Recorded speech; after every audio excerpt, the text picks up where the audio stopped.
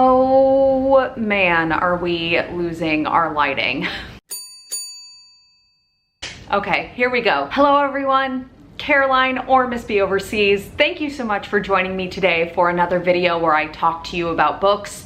In particular, with this video, I'm going to be talking to you about the books that I hope to read in the month of December. Before moving into December though, I feel like it's necessary that we talk a little bit about my reading month that was November. If you didn't watch my wrap up, let me summarize my reading up for you in one word, that word being mediocre. I felt very neutral about the majority of what I read, and if I didn't feel neutral about the books that I read, I felt less than neutral about them.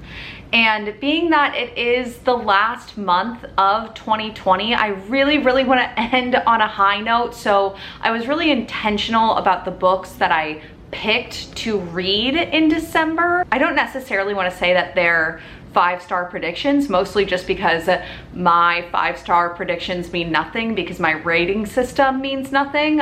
Pretty much all of my 5-star ratings are circumstantial, but these are all books that I am really certain, given what I know about them and what I've heard about them, that I am really certain that I am going to love. Before I tell you about those books though, there are some books that, I mean, obviously I think I'm going to, I never pick up a book thinking that I'm not gonna enjoy it, but there's just some books that I'm more certain of than others in my enjoyment of it. Do you know what I mean? Hopefully you do. But before I tell you about those books that I'm really certain that I'm going to love, or I'm hoping that I'm going to love, I need to tell you about some books that I am obligated to read or have previous plans to read. One of them being the backlist title that Siri chose for me off of my poster in my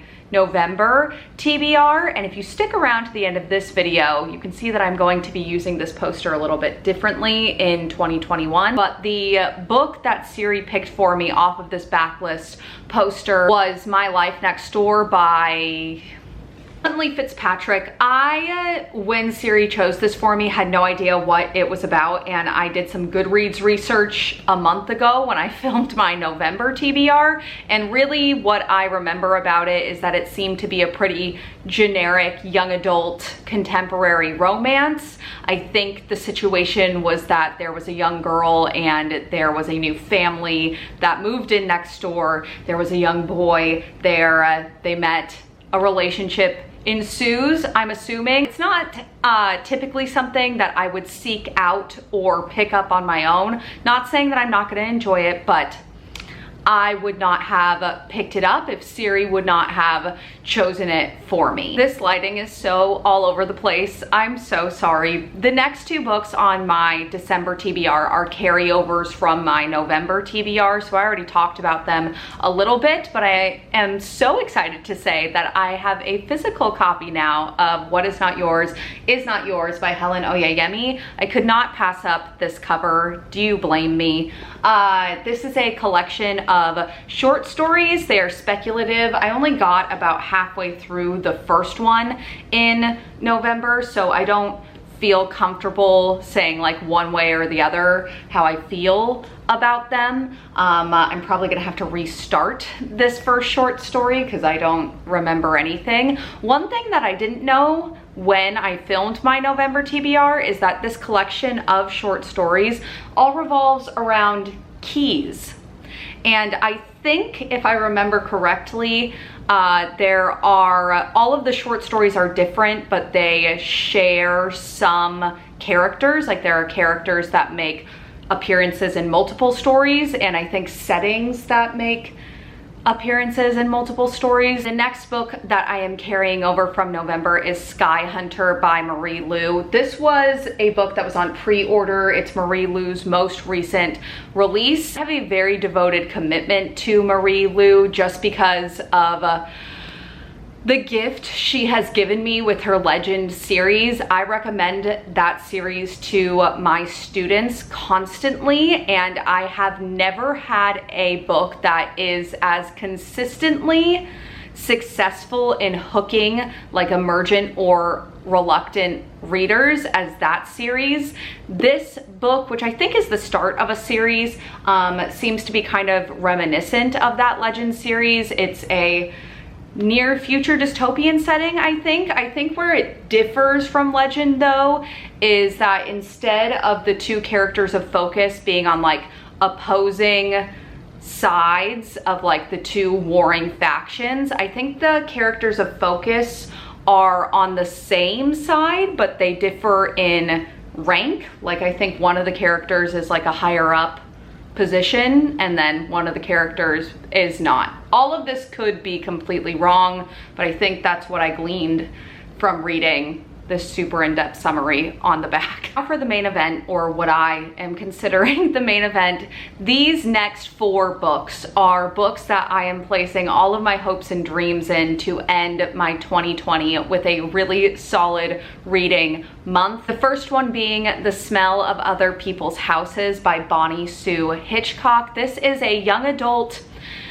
we're gonna consider it historical fiction because it does take place in the 1970s. It is set in Alaska and it follows the lives of 4 different young teens that all live in the same area in Alaska. And reasons that I think I'm really gonna love this: small insular setting, perspectives that at the beginning seemingly have nothing to do with one another, but then as the story goes on, their lives intersect and interweave. And I'm not gonna lie to you all, I am already this much far through it, and my prediction was correct. I started this morning and I am already 116 pages into it, and I am not a particularly fast reader, so that is saying something. And within the first chapter, I was like profoundly affected, like on the verge of tears. It felt like a release. Like I was like, yes, I found it. A book that I'm going to fall in love with after a dry spell for a month. I can tell that this book is going to hurt me because of how beautiful it is. But this is not a wrap up, it is a TBR. So I'm going to be finishing the rest of this hopefully today as soon as I get done filming this. Next is a book that I know that I have talked about on this channel before. You Must Not Miss by Katrina Leno. I cannot believe that I own this. The cover and the title does something to me. I am going to be honest, and you're probably gonna think like, Caroline, you're so stupid. Why do you think you're gonna love this if you know nothing about it? I know seemingly nothing about it, but I really do think that I am going to love it based on what I know. Revenge plot and a main character that seems to possess speculative powers having to do with birds. I don't know, between the cover and the title and those two things, I just really have a strong feeling that I am going to find something that I love in here. Next up is a book called White Tears by Harry Kunzru. This focuses on 2 young men who live in New York who are trying to make it in the music industry as music producers, and they are kind of like struggling, starving artists, I believe. And one day they discover this old blues song, and I don't know the exact details, but I know that in either their discovery of it or interacting with it, they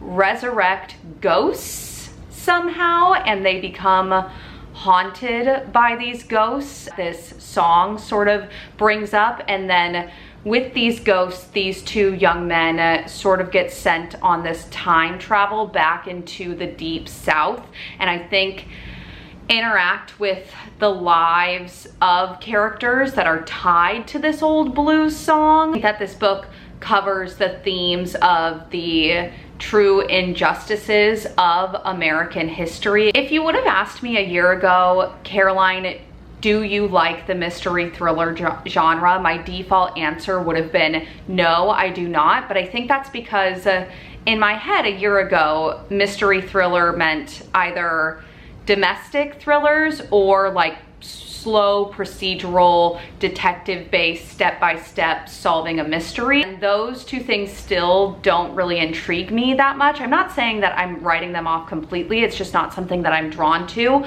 but 2020 has taught me that the thriller genre is so much more than that, and I have a particular interest in thrillers like this that are more psychological and heavy and haunting, and I feel like I am going to get all of these things in this book.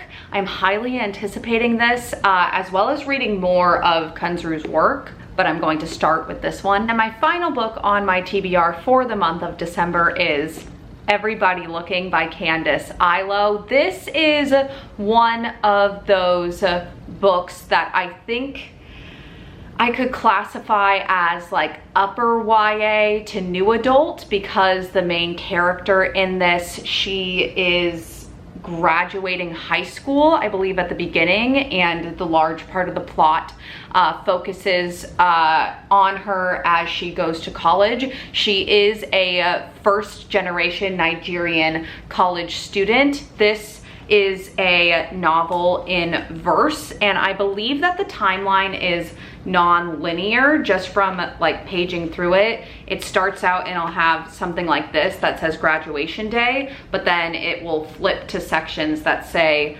like middle school. So I'm expecting that we're just following this girl's life throughout the story and the pressures and the weight that she faces as a Nigerian first generation college student. I believe that there's a large focus on the relationship with her family and sort of self-discovery themes of identity. Jacqueline Woodson and Jason Reynolds blurbed the front cover. That's how I initially found out about this. They both were posting about it on their social media, and the fact that both Jacqueline Woodson and Jason Reynolds blurbed this, like, I feel like I don't need any more explanation as to why I think that I'm going to love this. That's it. Those are all the books that I hope to read and, fingers crossed, hopefully love in the month of December.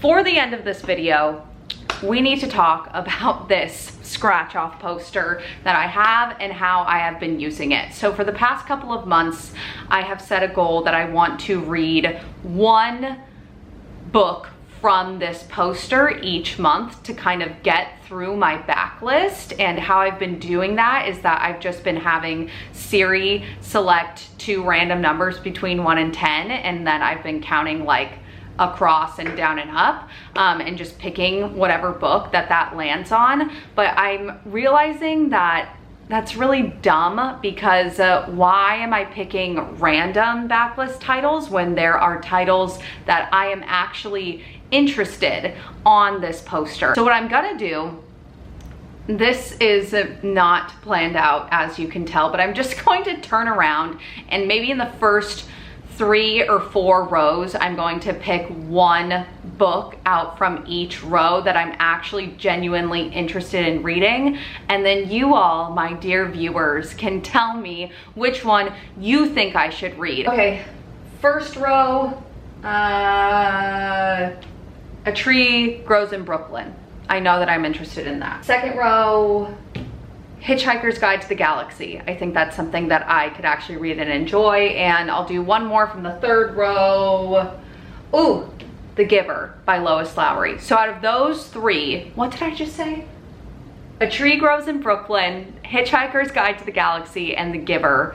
Which one should I read for the month of January? You tell me. That's it. That's the final TBR of 2020. As always, thank you so much for watching. Let me know what you are planning to read in the month of December. Let me know if you know anything about the books that I am planning to read in the month of December. And just thank you so much. Have a great day as always, and I will see you next time. Goodbye.